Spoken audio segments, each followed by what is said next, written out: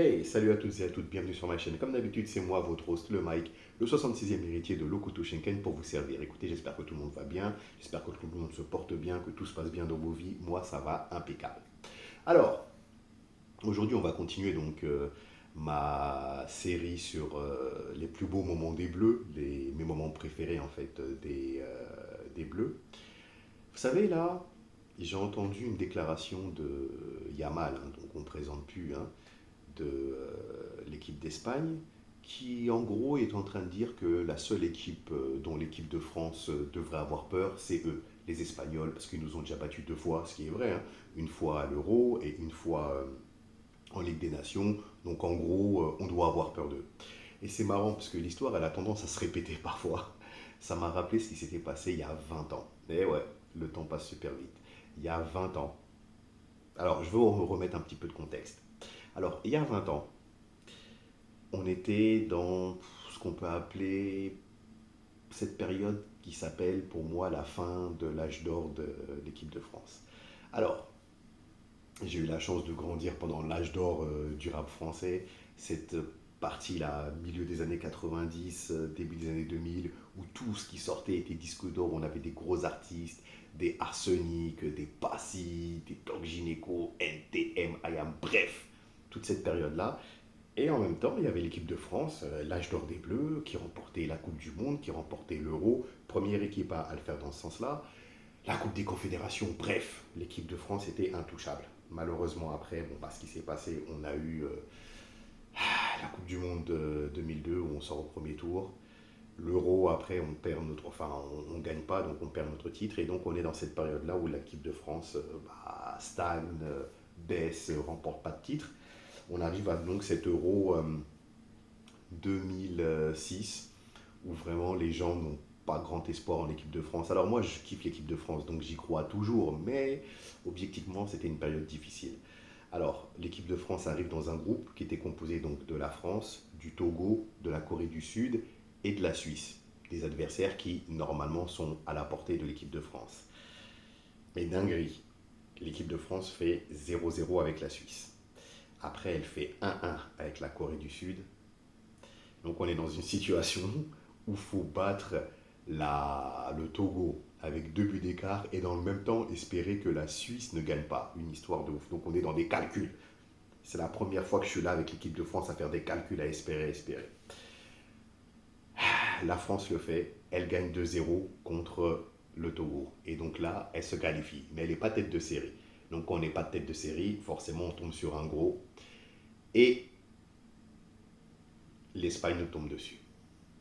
Alors, petite parenthèse, cette Coupe du Monde-là, elle est très importante parce que, bon, comme je vous dis, c'était chaud l'équipe de France, les gens y croyaient pas, la majorité pensait qu'ils allaient être éliminés au premier tour, que ça allait même pas réussir à battre le Togo. Non, les gars, c'était un truc sérieux. Et si vous voulez, à cette époque, parce qu'aujourd'hui, bon, les jeunes, les SMS, c'est illimité, vous vous envoyez des SMS n'importe comment.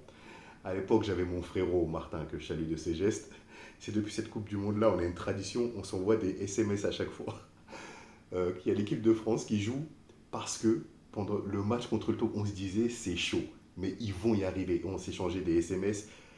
Et bon, à l'époque, vous voyez, un SMS, c'était balèze, hein, parce que les SMS, ils étaient payants, ils n'étaient pas illimités. Donc un SMS, je sais pas, il y avait 200 caractères, tu utilisais les 200 caractères. Aujourd'hui, tu envoies des SMS, des fois, il y a juste OK écrit dessus. Enfin bon, bref, ça c'était pour la petite histoire. L'équipe de France se qualifie et directement en huitième, on tombe sur l'Espagne. Une Espagne insolente, une Espagne avec du Ramos, avec du Iniesta, avec du comment ça s'appelle, j'oublie son nom là, Puyol, avec des, bref, une équipe d'Espagne énervée. Le titre c'était quoi? Vamos à Rubilar. Zidane, des insolents. Et cet article de presse là, je l'ai jamais oublié. Tout le monde disait, l'Espagne, ils vont nous marcher dessus, ils vont nous marcher dessus. Mais encore une fois, comme je le dis, avec l'équipe de France, tout est possible. Donc écoutez, j'ai trouvé un petit résumé sur Internet.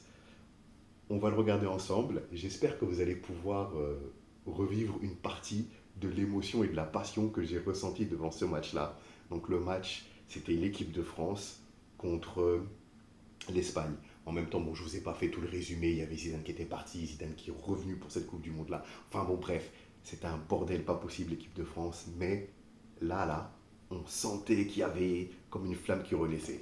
Alors, écoutez, on va se regarder ça. J'ai trouvé la vidéo sur un site, une chaîne YouTube, pardon, qui s'appelle RFR. Donc ça résume des matchs de foot. Bah écoutez, on va se regarder ça. Donc on est parti pour... attendez, je l'avais sous les yeux. Il est là. Donc ça va être le résumé du match France-Espagne. 8e de finale de la Coupe du Monde 2006. Une équipe de France qui, je le répète, hein, n'est pas favorite. Attention, elle n'est pas favorite. Tout le monde s'attend à ce qu'elle se fasse éclater. Et bah écoutez, c'est parti.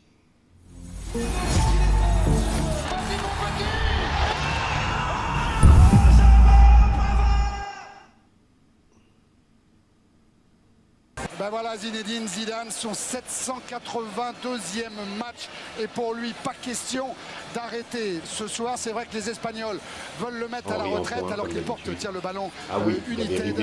Zinedine Zidane, on vous le rappelle, hein, cet organisme chargé de fournir des médicaments au pays en voie de développement du président de la République, relayé par le ministre des Affaires étrangères, Philippe Douste-Blazy, et qui sera financé par les taxes sur les billets d'avion qui entreront en vigueur à partir du 1er juillet prochain.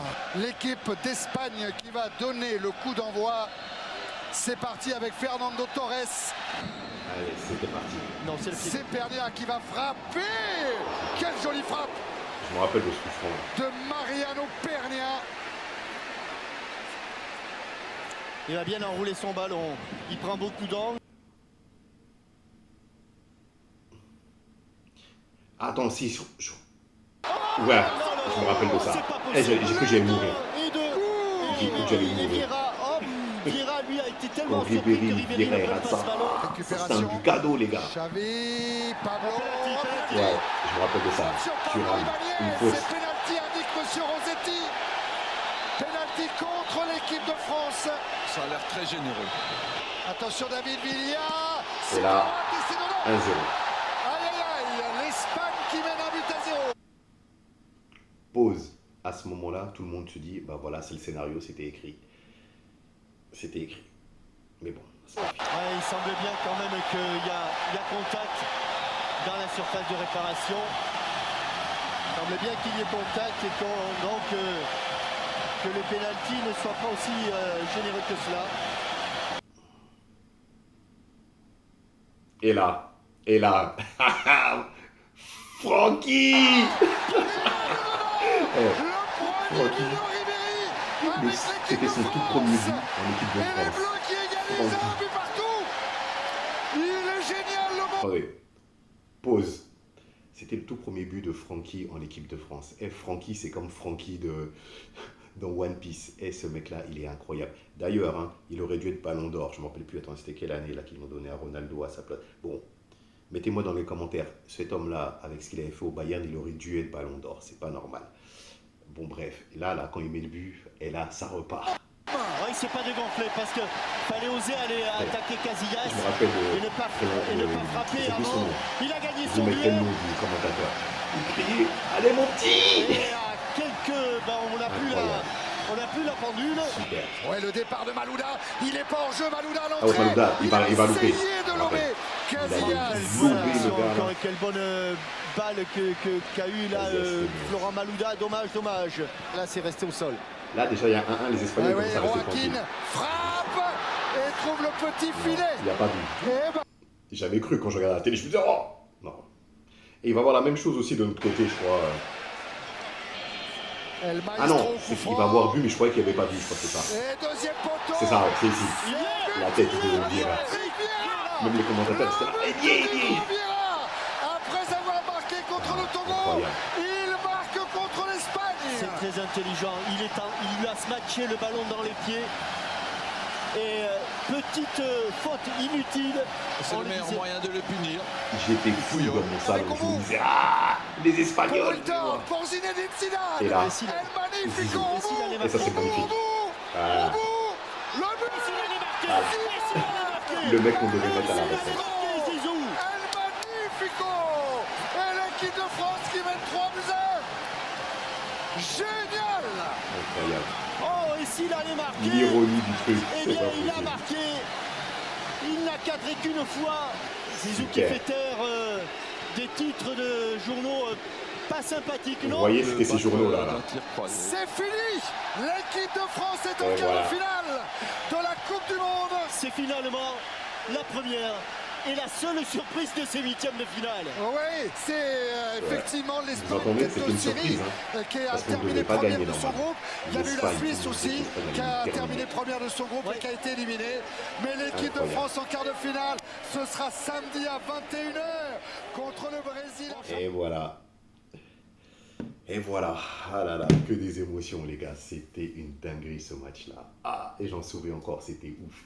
Là.